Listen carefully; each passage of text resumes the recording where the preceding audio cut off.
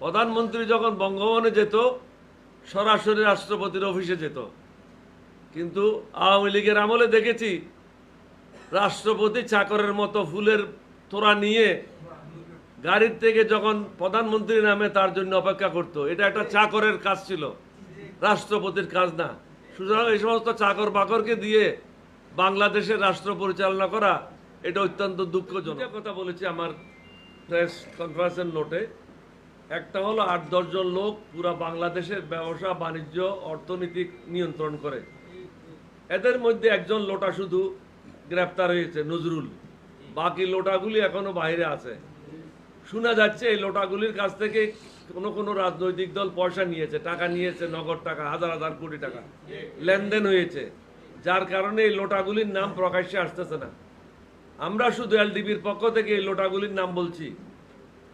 যারা শেখ হাসিনাকে বলছে এই জীবনে তো তোমার সাথে আছি, মরণের পরেও আছি, সে মনে হচ্ছে মানে কিরকম বুজুর্গ, মানে মরণের পরেও হাসিনার সাথে থাকবে, এত প্রেম।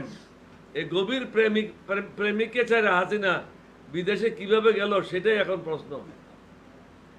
এই লোটাগুলি যতদিন বাইরে থাকবে, মুক্ত থাকবে, এই সরকারের পক্ষে এগুলি নিয়ন্ত্রণ করা সম্ভব না।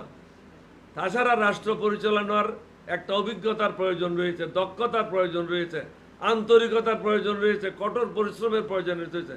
আমি 5 বছর শহীদ রাষ্ট্রপতি জিয়ার সাথে দেশ পরিচালনা করেছি। আমরা 22 ঘন্টা 23 ঘন্টা পর্যন্ত কাজ করেছি, কিন্তু আজকে সিচুয়েশন অনেক বেশি জটিল। আজকে 24 ঘন্টা কাজ করলেও শেষ হবে না। এখন তো অনেকে মনে করে অ্যাডভাইজার হয়ে গেছে, এটা একটা হাসি তামাশার জায়গা, মজা করার জায়গা, আরাম করার জায়গা।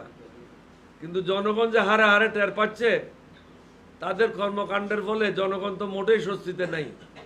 আমি তো বলেছি দ্রব্যমূল্য যেভাবে ঊর্ধ্বগতি, সাধারণ মানুষের ক্রয় ক্ষমতার বাইরে চলে গেছে, মানুষ কষ্ট পাচ্ছে। মানুষ তো সংস্কার বুঝে না, সে বুঝে তার পেটের অবস্থা। তাদের পেটের অবস্থা তো ভালো নাই, সে তো 2 বেলা ঠিক মতো খাইতে পারছে না। তার জন্য দেশও কি, সংস্কারও কি, সরকারও কি। আগে তো তার পেটটা ঠিক রাখতে হবে। এই দেশের 90% মানুষ দিনে আইনে দিনে খায়, সুতরাং তার জন্য অবস্থাটা খুবই খারাপ। এই সরকারকে আরো যত্নশীল হতে হবে। আমরা আমাদের বক্তব্যে বলেছি খুব ধীর গতিতে চলছে, জনগণের আশা আকাঙ্ক্ষার প্রতিফলন ঘটছে না। আমি এখানে বলেছি, আমি আমার প্রেস রিলিজে বলেছি, আপনি একটু পরে দেখেন যে তারা কেন দুর্বল ভাবছে নিজকে। কারণ তারা পদক্ষেপ নিতে ভয় পাচ্ছে। ভয় পাওয়ার কিছু নাই, মৃত্যু একদিন আসবেই।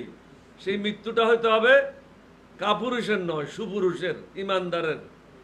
ভয় কিসের, এগিয়ে চলবে। শুনেছেন আমি বলছি এই লুটেরাদেরকে, খুনিদেরকে রাজনীতি করতে দেওয়া উচিত না। জামাত ইসলামের তো শুধু একটাই অভিযোগ ছিল, কিন্তু এদের বিরুদ্ধে তো 50টা অভিযোগ আছে।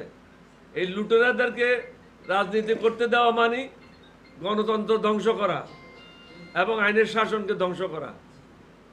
উনি কি পরিপ্রেক্ষিতে বলছে এই ব্যাপারে তো আমার কাছে মন্তব্য নাই। এটা মির্জা ফখরুলকে জিজ্ঞাসা করলে আপনি উত্তরটা সঠিকভাবে পাবেন।